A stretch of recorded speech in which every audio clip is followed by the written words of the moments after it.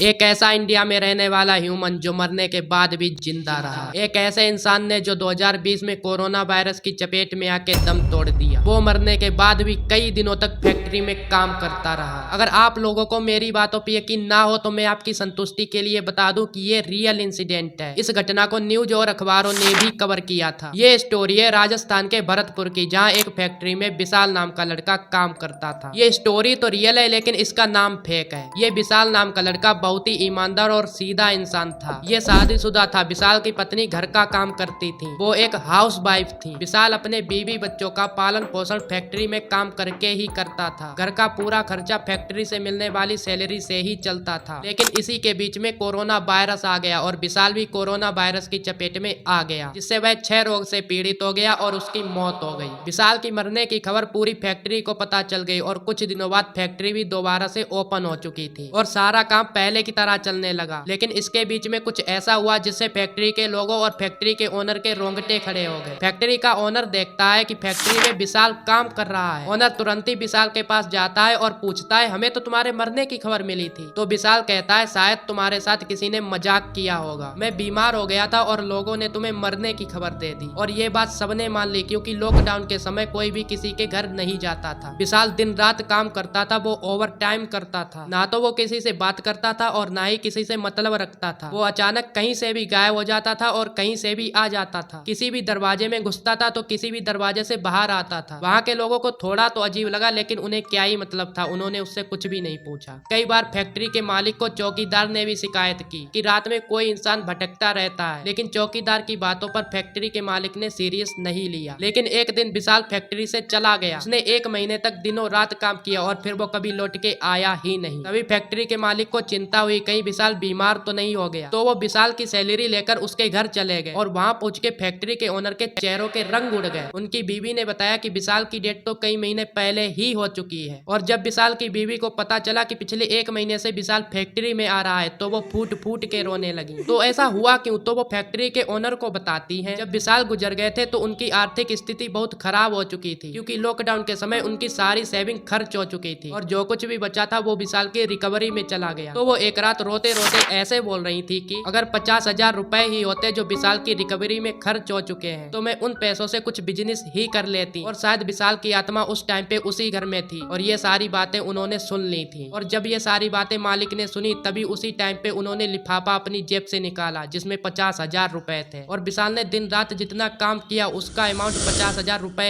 ही बना था। एक मिडिल क्लास आदमी की जिंदगी उसकी अपनी नहीं होती। उसकी हर सांस हर मेहनत सिर्फ उसके परिवार के लिए ही होती है। विशाल भी एक ऐसा ही इंसान था जो सिर्फ जीते जी ही नहीं बल्कि मरने के बाद भी अपनी जिम्मेदारी नहीं भूला। ये हॉरर स्टोरी तो कम, एक सैड स्टोरी ज्यादा है जो सोचने पे मजबूर कर देती है कि एक मिडिल क्लास की जिंदगी कितनी स्ट्रगल से भरी हुई होती है। अगर आपको ये स्टोरी पसंद आए तो वीडियो को लाइक और चैनल को सब्सक्राइब ध्यान से कर देना और कमेंट में बताना आपको ये वीडियो पसंद आई है या फिर नहीं। तो कमेंट में ये भी बताना कि अगली वीडियो किस टॉपिक पे होनी चाहिए। अगर आपके पास कोई रियल हॉरर इंसिडेंट हो तो मैंने डिस्क्रिप्शन में जीमेल दी रखी है, उसके जरिए आप मुझे अपना रियल इंसिडेंट शेयर कर सकते हो वॉइस नोट में या टेक्स्ट मैसेज में। और अगली वीडियो इससे भी इंटरेस्टेड आने वाली है तो मिलते हैं उसी वीडियो में, तब तक के लिए बाय।